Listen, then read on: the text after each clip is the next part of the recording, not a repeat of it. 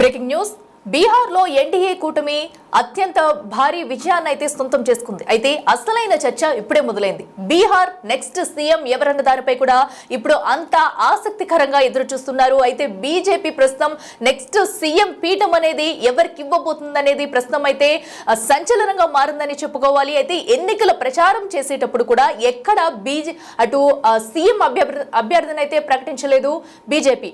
So అయితే ఇప్పుడు Bihar CM పీఠాన్ని అయితే ఎవరు కైవసం చేసుకోబోతున్నారు? సో నితీష్ కుమార్ కే ఆ పట్టం కడతారా, లేదంటే మహారాష్ట్రలో జరిగిన సీన్సే ఇక్కడ కూడా జరుగుతాయా అనే అనుమానాలు అయితే తావిస్తున్నాయి. సో ఇప్పటి వరకు కూడా ఎక్కడ ఇటు సీఎం అభ్యర్థిని అయితే ప్రకటించలేదు. ఎన్నికల ప్రచారం జరుగుతున్నప్పటి నుంచి కూడా ఇప్పటి వరకు సో ఎవరికి ఈ సీఎం పీఠాన్ని ఇస్తున్నారనేది కూడా ఎక్కడ డిక్లేర్ చేయలేదు. సో ఇప్పుడైతే ప్రతి ఒక్కరు ఎదురుచూపు కూడా అటు బీహార్ సీఎం ఎవరన్న దానిపై అయితే ఉత్కంఠ నెలకొందని చెప్పుకోవాలి.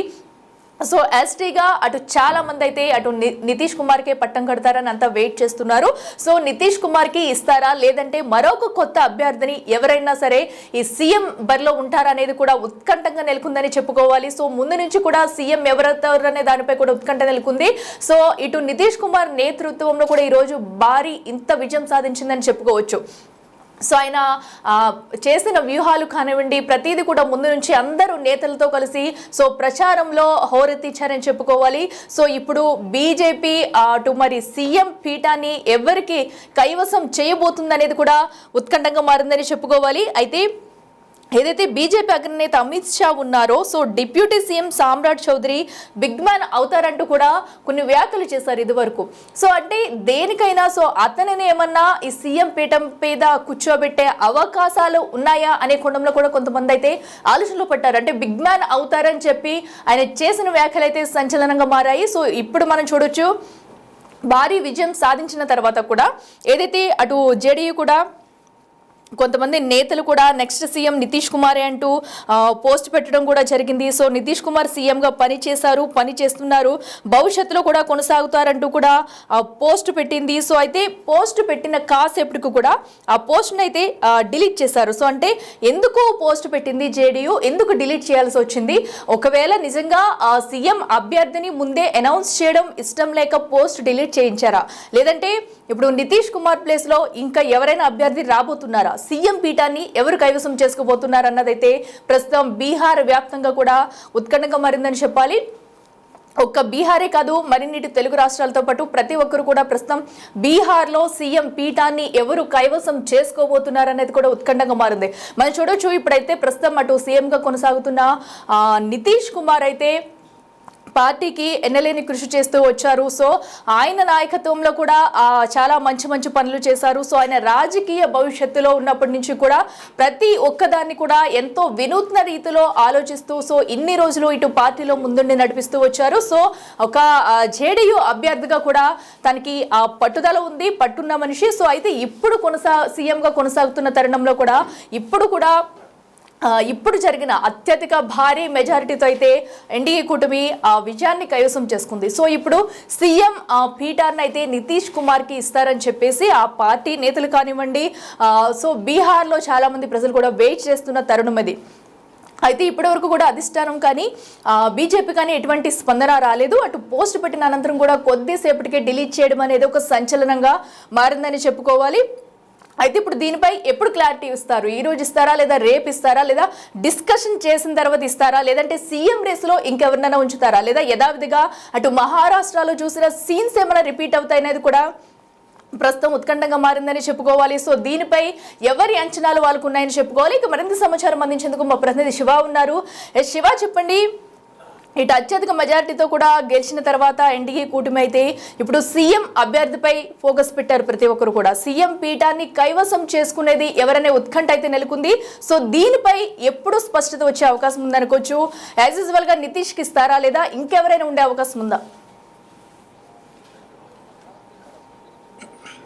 మరి విజయం సాధించింది, 202 స్థానాలతో భారీ ఆధిక్యంలో ఉంది. అయితే ఇప్పుడు ఘన విజయం సాధించింది. ఇక్కడ నెక్స్ట్ సీఎం పీఠం ఎవరికి కట్టబెడతారు అనే దాంట్లో మొత్తం తీవ్రమైన చర్చ అయితే కొనసాగుతుంది. అంటే బీహార్ నెక్స్ట్ సీఎం ఎవరు అంటే నితీష్ కుమార్ ఉన్నారు కాబట్టి నితీష్ కుమార్ ని కంటిన్యూ చేస్తారా, లేదా డిప్యూటీ సీఎం గా ఉన్న సామ్రాట్ చౌదరిని ముఖ్యమంత్రి పేరు మీద కూర్చోబెడతారా అనే చర్చ అయితే కొనసాగుతుంది బీహార్ ప్రజల్లో. ఎన్డీఏ కూటమిలో భారీ విజయంతో మళ్ళీ ఈ చర్చలకి మొదలైంది. సీఎం పీఠం బీజేపీ నితీష్ కే ఇస్తుందా లేదా మార్పు చేసే అవకాశం ఉందా అనేది ప్రధానంగా ఒక చర్చ జరుగుతుంది. అంటే మహారాష్ట్ర ప్లాన్ వర్కౌట్ చేస్తుందనేది కూడా ప్రధానంగా చెప్తున్నారు.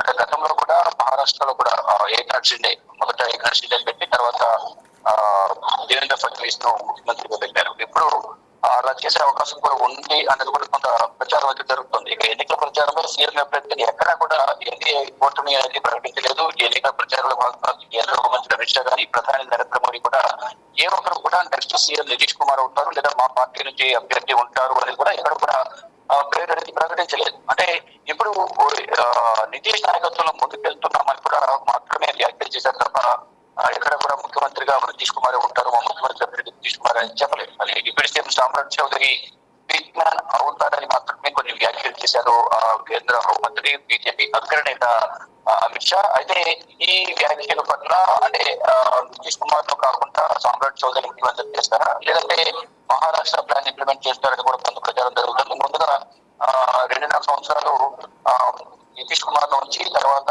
సామ్రాట్ చౌదరి ముఖ్యమంత్రి చేస్తారా అనే కోణంలో కూడా కొంత విశ్లేషణ అయితే జరుగుతూ ఉంది. అయితే బీజేపీ అంటే మరొకటి జేడీయూ కూడా ఒక సంచలన పోస్ట్ పెట్టింది.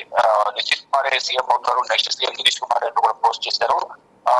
ఇప్పుడు సీఎం గా పనిచేశారు కాబట్టి నెక్స్ట్ కూడా ఆయనే కంటిన్యూ అవుతారని వాళ్ళు పోస్ట్ పెట్టారు. భవిష్యత్తులో కొనసాగుతారని కూడా ట్వీట్ చేశారు. కానీ కొద్దిసేపటికే ఈ పోస్ట్ కూడా డిలీట్ చేశారు. ఆ తర్వాత దీంతో బీహార్ సీఎం పీఠంపై ఉత్కంఠ కొనసాగుతుంది. ఇక బీహార్ లో అత్యధికంగా బీజేపీ 90 స్థానాలు సాధిస్తే అంటే 101 స్థానాల్లో పోటీ చేసేది 90 స్థానాలు సాధించింది. మరోవైపు 101 స్థానాలు జేడీయూ కూడా పోటీ చేసి 84 స్థానాలు గెలుచుకుంటాయి. ఇటు ఎల్జేపీ లోక్ జనశక్తి పార్టీ కూడా 28 స్థానాలు పోటీ చేసి 19 స్థానాలు గెలుచుకుంది. ఇలా స్థానాల పరంగా చూసుకుంటే కదా అత్యధికంలో బీజేపీ ఉంది కాబట్టి బీజేపీకి సీఎం పీఠం దక్కుతుందా లేదా పొత్తు ధర్మంలో భాగంగా ఆల్రెడీ సీనియర్ గా ఉన్నారు, పార్టీ అధికారంలోకి రావడంలో కూటమి అధికారులు రావడంలో నితీష్ కుమార్ కూడా కీలకంగా వ్యవహరించారు కాబట్టి నితీష్ కుమార్ కు మరోసారి అవకాశం దక్కుతుందా లేదా కూడా చూడాల్సింది. బీజేపీ సమావేశం కానీ జేడీయూ ఎల్పీ సమావేశం కూడా రేపు ఎల్లుండి జరిగే అవకాశం కలుగుతుంది. రేపు ఎల్లుండి సమావేశం అయిన తర్వాత వారి అభిప్రాయాలు సేకరించిన తర్వాత ఫైనల్ గా ఢిల్లీ వేదికగా అటు కేంద్ర హోంమంత్రి అమిత్ షా జేపీ నడ్డా నివాసంలో కూడా మరొక సమావేశం జరిగే అవకాశం ఉంది. ఆ సమావేశం అనంతరం అధికారికంగా ముఖ్యమంత్రి ఎవరు ప్రమాణ స్వీకారం ఎప్పుడు చేస్తారనేది ప్రకటించే అవకాశాలు కనిపిస్తోంది. ఎస్ శివ, అయితే ఇప్పుడు చూడొచ్చు మనం, ఎందుకంటే నితీష్ సీఎంగా కొనసాగుతారని చెప్పేసి మొత్తం పార్టీ కేడర్ అంతా కూడా భావించుకుంటూ వస్తుంది. సో జేడీయూ అయితే గట్టి పట్టుదలతో కూడా ఉంది. అయితే దీనిపై ఇప్పటివరకు ఎలాంటి క్లారిటీ లేదు. ఒక పక్కన అయితే డిప్యూటీ సీఎం పెద్ద మ్యాన్ అవుతారంటూ కూడా ఏదైతే అమిత్ షా చేసిన వ్యాఖ్యలు దీనికి ఏమన్నా ఆ వ్యాఖ్యలను ఎలా చూడాలంటారు? సో ఎందుకంటే డిప్యూటీ సీఎంకి ఏమన్నా అవకాశం ఇచ్చే అవకాశం ఏమన్నా ఉందనుకోవచ్చా? సో ఎందుకంటే ఇప్పటివరకు ఎలాంటి క్లారిటీ లేనందున సో నితీష్ ఎలాంటి నిర్ణయం తీసుకునే ఛాన్స్ ఉంటుంది అనుకోవచ్చు? డెఫినెట్ గా మీరు అన్నట్టుగా ఈ అమిత్ షా చేసిన వ్యాఖ్యలు సామ్రాట్ చౌదరి బిగ్ మ్యాన్ అవుతారు అంటే ఏ విధంగా, అంటే ఒక ముఖ్యమంత్రి ఉన్నారు కాబట్టి ఈ ముఖ్యమంత్రి అవుతారా, ఆ విధంగా బిగ్ మ్యాన్ అవుతారా, లేదా ఈ ప్రభుత్వంలో కీలకంగా బీహార్ ప్రభుత్వంలో కీలకంగా వ్యవహరించబోతున్నారా అనేది మాత్రం కొన్ని ఊహాగానాలు కొంత ఆసక్తి అయితే నెలకొంది. ఇంకా ఫైనల్ గా అధికారికంగా అయితే ప్రకటించాల్సి ఉంటుంది. అంటే నితీష్ కుమార్ మొదటి ముఖ్యమంత్రిగా ఉన్నారు కాబట్టి పొత్తు ధర్మంలో భాగంగా ముందు నితీష్ కుమార్ ను వచ్చి ఫర్దర్గా సామ్రాట్ చౌదరి ముఖ్యమంత్రి చేస్తారా ఈ కోణంలో కూడా ప్రధానంగా కొంత ఆలోచన చేస్తూ ఉన్నారు. దానికి సంబంధించి కూడా అధికారికంగా సమావేశాలు నిర్వహించి ఇటు బీజేపీ సమావేశం జరగాల్సి ఉంది. బీహార్కి సంబంధించి మరొక జేడీయూ సమావేశం కూడా జరిగిన తర్వాత లెజిస్లేటివ్ పార్టీ సమావేశాలు 2 పార్టీలకు సంబంధించి కూడా సీనియర్ నేతలు చర్చించాల్సి ఉంటుంది. వారందరితో చర్చించిన తర్వాత వారి అభిప్రాయాలు సేకరించిన తర్వాత ఉమ్మడిగా కూటమి అభ్యర్థుల సమావేశం మరోసారి మాట్లాడడం జరుగుతుంది. వారందరూ నిర్ణయం తీసుకున్న తర్వాత అధికారిక ప్రకటన ఢిల్లీ వేదికగా ఎంపీ నడ్డా నివాసం నుంచి లేదా కేంద్ర హోంమంత్రి నివాసం నుంచి ఈ ముఖ్యమంత్రి అభ్యర్థి ఎవరు అనేది కూడా ప్రకటించే అవకాశం అయితే కనిపిస్తూ ఉంది. ఎస్ శివ, మనం చూడొచ్చు ప్రస్తుతం అయితే ఇది అందరికీ ఉన్న పెద్ద క్వశ్చన్ అనే చెప్పుకోవాలి. సో ఎందుకంటే ఇప్పుడు నితిన్ సారథ్యంలో కూడా సో ఇన్ని రోజులు జరిగిన అభివృద్ధి కానివ్వండి, ఆయన చేస్తున్న వినూత్న పరిశ్రమలు కూడా మనం చూడొచ్చు. అటు మహిళలకు సంబంధించి ఓటింగ్ పెంచడంలో కూడా, అటు మిగతా అభ్యర్థులు ప్రచార హోర్లో కూడా ముందుండి నడిపించారు. ఆయన రాజకీయ ప్రస్థానం కూడా మనం మొదటి నుంచి చూస్తూ వస్తున్నాము. సో ఈ నేపథ్యంలో అటు సీనియరిటీ వైజ్గా కానివ్వండి, లేదంటే ఆ పార్టీలో చేసిన సీనియరిజం కానివ్వండి, లేదంటే పార్టీలో చేసిన కృషికి కానివ్వండి, సో వీటన్నిటిని పరిగణలోకి తీసుకుని ఏమైనా సీఎం అభ్యర్థిని ప్రకటించే ఛాన్స్ ఉందా? సో దీనిపై ఏమైనా నితీష్ ఇప్పటి వరకు స్పందించారా?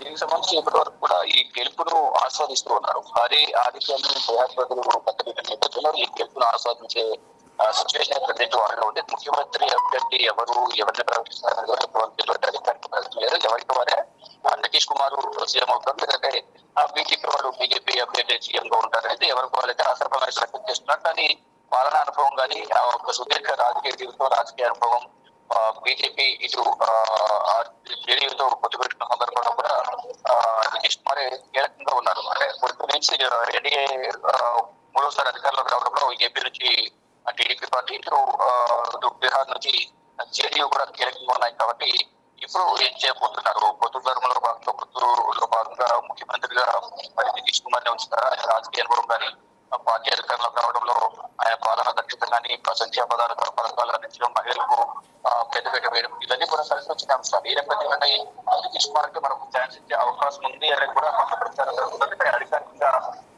ఎవరిని ప్రకటిస్తారని కూడా ఇంకా 2 రోజుల్లో రేపు తెలిసే అవకాశం కనిపిస్తా ఉంది.